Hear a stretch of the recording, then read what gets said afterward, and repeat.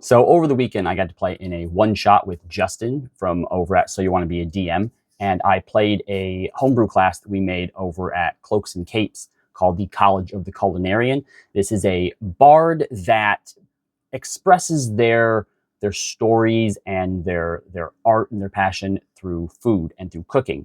And it's kind of like on its face a little bit of a silly idea, but I really think that it works in D&D. And one of the core mechanics of it at level 3 is called Flavor of Inspiration.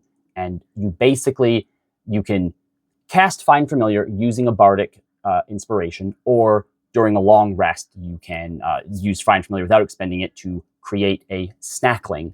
And it's basically just a physical living manifestation of food. So, maybe it's, by the way, this whole thing was inspired from Scarlett, who does the dessert dragons. Make sure you go and check them out.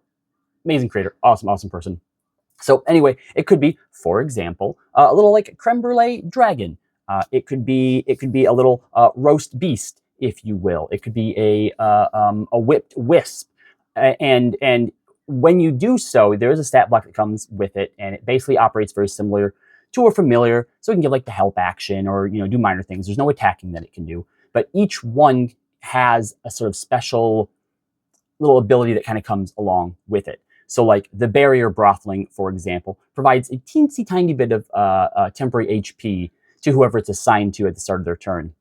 The citrus scale Drake makes it so that when you hit a target with an attack roll, a melee attack roll, or an unarmed strike, you can do like a little bit of extra damage on top of it. So the Confectia Fairy gives you a +1 bonus to your saving throw. So the idea is that you create these little snacklings, and then you send them over to orbit around and fly around your allies to kind of buff them up a little bit. And then they can also use a bonus action to eat that snackling to then get the actual bardic inspiration from it.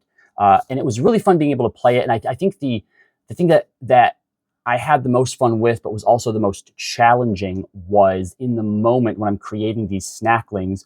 What do they look like? How do they manifest? How do you create them? It was interesting. It was fun. And hands off and props to Justin for allowing me to play a homebrew class in their one-shot.